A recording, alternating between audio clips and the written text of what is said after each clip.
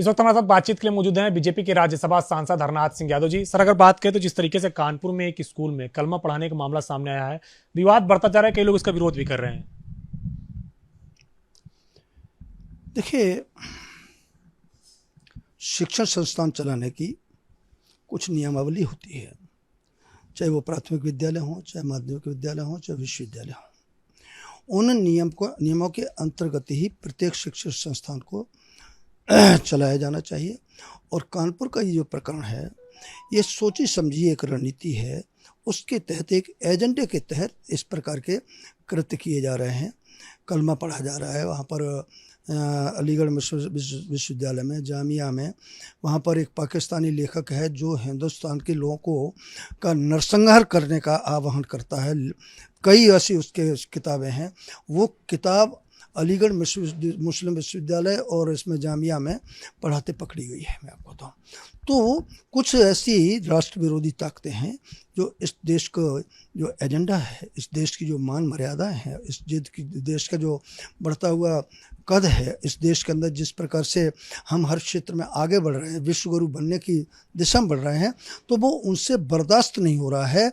और तो वो इस प्रकार की देश को तोड़ने वाली, देश के अंदर जहर पैदा करने वाली मुद्दे जो है समय समय पर उठाते जा रहे हैं। लेकिन उनको ध्यान रखना चाहिए कि यह मोदी जी और योगी जी का युग है। इस प्रकार की ताकतों को कंचित मात्र भी बर्दाश्त नहीं किया जाएगा। सर, अगर बात करें तो संसद का मानसून सत्र भी चल रहा है, राज्यसभा की कार्यवाही सुचारू रूप से नहीं चल पा रही, कहीं ना कहीं अभी भी बाधा देखने को मिल रही है। लगातार तमाम सारी पार्टियां हंगामा भी कर रही हैं।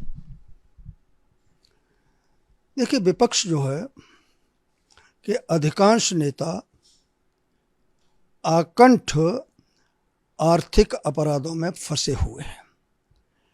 कुछ जेल के अंदर हैं, कुछ बेल पे चल रहे हैं, कुछ के खिलाफ जांच चल रही। एक भी विपक्ष की पार्टी उनका नेता ऐसा नहीं है जिसके खिलाफ आर्थिक अपराधों के आरोप नहीं है। तो यदि आपने गलत तरीके से पैसा पैदा किया है, एक प्रकार से डकैती डाली है, तो आपके खिलाफ जांच तो होगी और कार्रवाई तो होगी। यदि आपके खिलाफ जांच हो रही है तो यदि और आप निर्दोष हैं तो आपको परेशानी की है, जांच कराइए। यदि आप जांच में निर्दोष पाए जाते हैं तो कोई समस्या नहीं है। लेकिन ये सत्य है कि इस देश की आर्थिक व्यवस्था को लंबे अरसे से खोखला करने का काम विपक्ष के नेता कर रहे हैं। लेकिन अब वो ये समझ रहे हैं कि ये मोदी युग है। मोदी जी ने कहा था कि मैं न खाऊंगा न खाने दूंगा, उसको उन्होंने पूरी तरीके से चरितार्थ कर दिया है। और फर्क केवल इतना है कि ईडी 2014 से पहले सोनिया गांधी के नेतृत्व में, मनमोहन सिंह जी के नेतृत्व में ईडी के हाथ बांध दिए गए थे। आदरणीय मोदी जी ने उनके हाथ पूरी तरीके से खोल दिए और ईडी सही काम कर रही है। ईडी अपने दायित्व का निर्वहन कर रही है। इस पर सुप्रीम कोर्ट ने भी मोहर लगा दी है। सर, एक आखिरी सवाल है। चूंकि 2024 का लोकसभा चुनाव की तैयारियों में बीजेपी जुट गई है, चित्रकूट में अभी भी राज्य कार्यकारिणी की बैठक हुई, तमाम सारे नेता वहां पे पहुंचे, तो इस बार टारगेट क्या रहेगा, लक्ष्य क्या रहेगा बीजेपी के लिए, खासतौर से उत्तर प्रदेश में अगर बात करें तो? देखिए, उत्तर प्रदेश में हम लंबे अरसे से चुनाव की तैयारी कर रहे हैं और प्रत्येक नागरिक के पास हमारा कार्यकर्ता पहुंच रहा है, पार्टी कार्यकर्ता।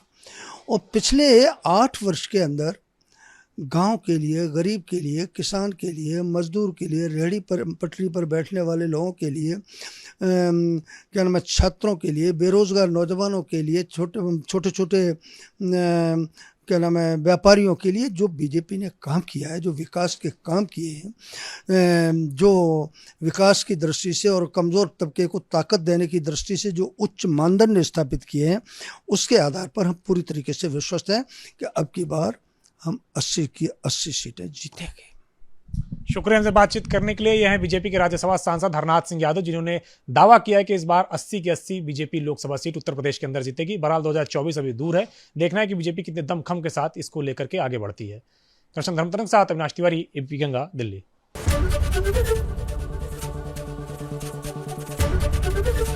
एबीपी गंगा, खबर आपकी, जुबान आपकी।